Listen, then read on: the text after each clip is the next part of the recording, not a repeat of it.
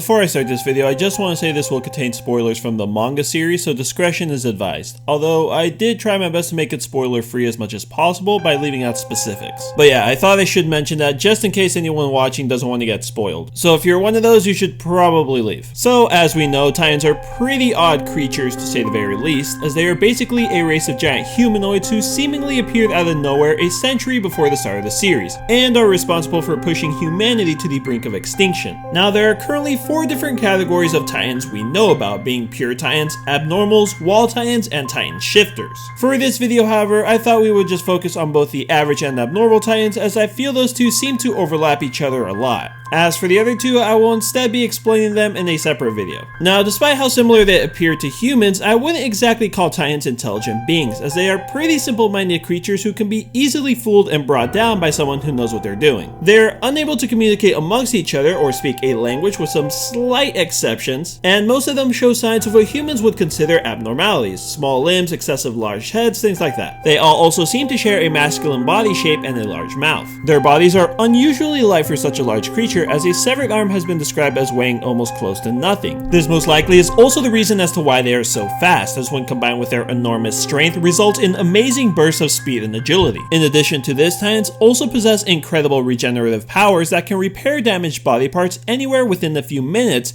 to a few seconds. Currently, the only known way to kill one is by slicing the nape at the back of the neck, which will in turn decapitate them and cause their remains to begin evaporating. Hitting them elsewhere will only stun them at most, as depending on the Titan, some of them may just push through their pain and ignore injuries, which is pretty odd, as you would think being impaled in an eye or losing a limb would hurt like a mother. However, something even stranger we eventually learn in the series is that Titans don't actually have a functioning digestive tract.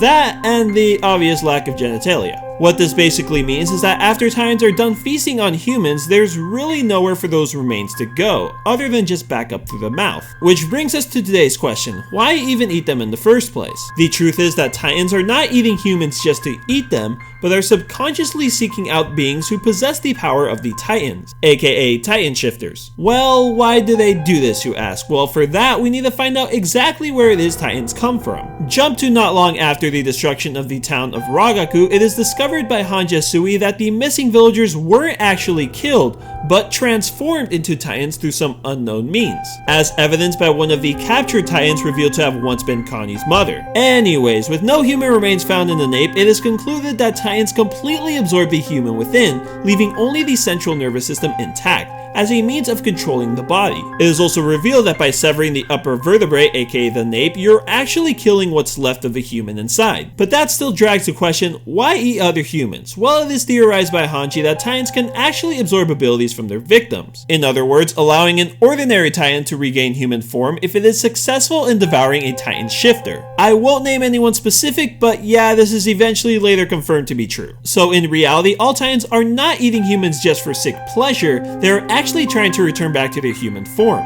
And adding to what I've already said in this video, Titans get no real nourishment from eating humans, as evidenced by the fact that after the walls went up, there are still a significant number of Titans roaming outside the walls. This is also the reason as to why you never see a Titan eating something like a horse, as there's absolutely no need for it. The Titan's source of energy, however, is a very interesting thing that seems to violate much of what humanity knows about life, as they seem capable of spontaneously generating both energy and mass from seemingly nothing. Their high level of activity and body temperature indicates there needs to be some serious massive energy intake coming from somewhere, yet they apparently never need to eat. If we study Titan behavior we have seen so far, we can see that they become much more active at night, which leads us to theorize that their primary source of energy is actually the sun. Although this may vary from Titan to Titan, as we saw with the two capture one Sony and Beam. Even the moon's reflection of the sun's rays can miraculously be enough to fuel a Titan. I know that there's more I can add about the Titans, specifically their true origins, however I feel as though it would be better to just leave it for the next video. That's it for me though. I hope you guys enjoyed this new style of video, as I really wanted to switch it up and try something new, so hopefully you guys did like it. If you did, I would appreciate it if you could tap that like button and comment the word sun down below to let me know you made it to the end. Big thanks to those who support me and the content I make, and with that being said guys, I will thank you for watching,